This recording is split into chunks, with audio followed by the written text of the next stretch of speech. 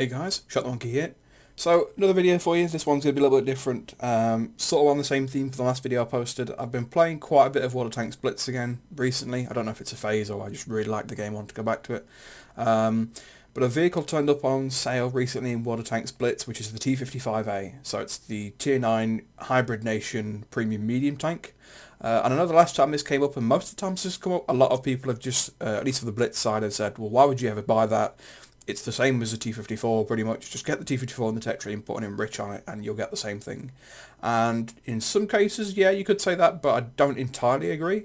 And I just wanted to give a quick rundown of the vehicle and why I think that even if you do have the T-54 and you have it enriched, this still might be worth a pickup, especially so if you don't.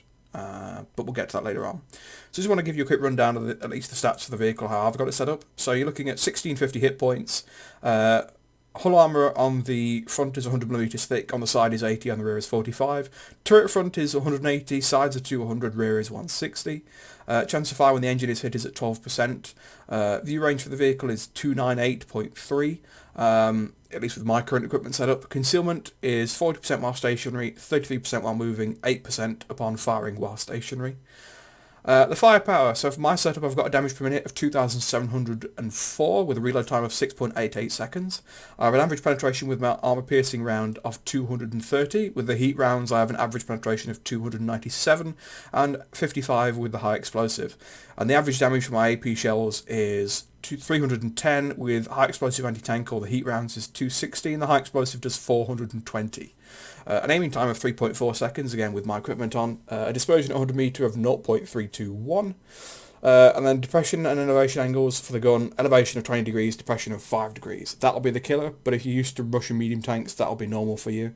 But if you aren't used to them, that might be what kills the deal for you.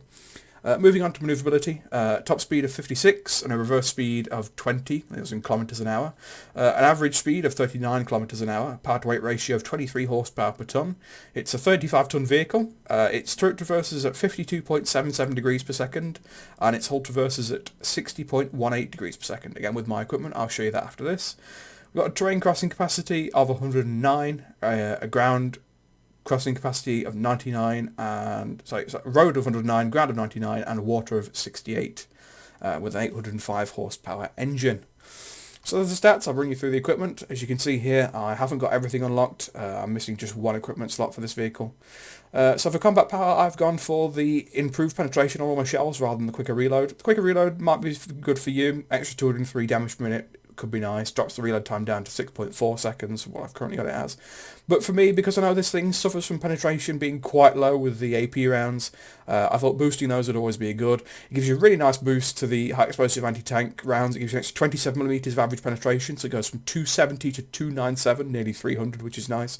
An extra 5 on the high explosive can be useful, especially if you run into light tanks or if you get the rear of certain weaker vehicles. Moving down to tier 2 upgrades for combat power, I've gone for a reduced aiming time, so 10% improvement to aiming speed, so that drops it down by 0.3 seconds. And then for tier 3 I've done the same again, which is reducing the aiming time by 0.3 again, so this has got it down to 3.4, and it's plus 15% accuracy during turret movement and turret traverse.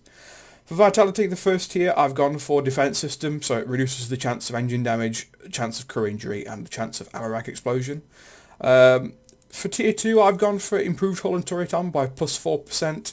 You could argue that it's better off in some cases just having the extra 100 hit points from improved assembly, but in my case I'd rather have the improved enhanced armour, because for me in most cases those extra 100 hit points aren't going to save me, because most of the time I'm usually in a position where whatever is going to hit me is going to have killed me regardless of that extra 100 hit points in the vehicle or not. I haven't unlocked tier 3, but I'd go for toolbox over the two, because although having enhanced tracks is nice, I'd rather have the improved modular repair speed in case you do get of course tracks blown off, your gun can get damaged, you might get vision points knocked out, your engine might get damaged, so it's always nice to have that. Specialisation at tier 1, I've gone for improved optics to improve my view range. Again, personal preference, you could go for improving camo if you want to, but for me view range is more valuable on a medium tank. For tier 2 I've gone for engine accelerator. That gives me just an overall boost slightly across the board to average speed, power to weight ratio, hull traverse speed and engine power. The other option is just improving my hull traverse speed quite considerably, but I think with Russian medium tanks it's generally pretty good anyway, so I'd rather have a nice boost to a wide array of stats.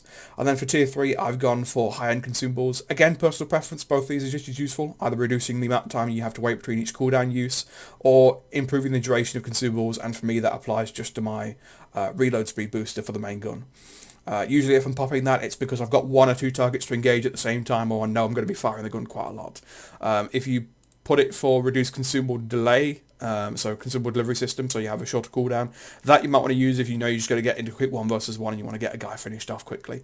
But in longer engagements, it's going to run out, and then you're going to be waiting for the reload booster to come back again. So yeah, that depends on your play style as to which one you would pick there. I've personally gone for higher consumables. Provisions, again, choose what you want in this vehicle. I've gone for improved fuel, so it just improves, again, my general mobility. I've got protective kit because I don't want my crew being injured, and I'd rather not have my ammo rack go up or my vehicle set on fire. And then I've gone, of course, for field rations, so this you'll know is like your crew consumable booster. T9 premium vehicle, going to make a lot of credits. You can afford to shell out on these things if you want. Consumables, I've picked repair kit, a multi-purpose restoration pack, and then of course adrenaline for the improved loading speed and the extra chance of damaging enemy vehicle modules, which again is quite nice to have, especially with a gun that fires as quickly as this one does. Put camo on the vehicle, again personal preference, you don't have to run with camo, I've put camo on mine. And that's all there really is to talk about. Generally, I think this is a fun vehicle. This thing turned up for £15, at least for me, on the Water Tanks Blitz store. And for me, paying £15, I think it's $15.99 actually, to get a T9 premium vehicle, always worth it. Always worth it. When you consider how much that most of the vehicles are going to cost. For example, I picked up the Type 62 recently when they did the Chinese New Year celebrations, and this thing was only slightly cheaper than the the T-55A, and that's a tier 7 premium, and this is a tier 9. So for me, if you can bag a tier 9 premium at the same kind of price that you're paying for a tier 7 or tier 6, depending on what you're picking up, sure, worth it every time. If you've got the T-54 and you've already enriched it, this might not be as worth it for you. But if you're someone that just wants a top tier premium to help you out with either crew experience or with credit grinding or with both, or if you know you like the Russian tanks and you want to get a high tier premium experience for that and see what it's going to be like, then yeah, this will be for you. If you're not too fond of Russian vehicles already, this might be the occasion where you give it a miss. 5 degrees of gun depression is quite painful, especially if you're on maps where you're playing, the usual medium type role, so you've got quite a few ridge lines around and quite a bit of undulations and change of elevation in the terrain. It can't do city fights amazingly well because it has quite weak hull armour. The T-54 actually has better armour than this thing, so that'll be where your trade-off is. But certainly the gun's very nice to have. I've enjoyed the tank, and I hope the gameplay that I'm showing proves that to you as well. Anyway guys, as usual, I'd like to thank you all very much for watching. I hope you enjoyed the video, and I will see you all next time.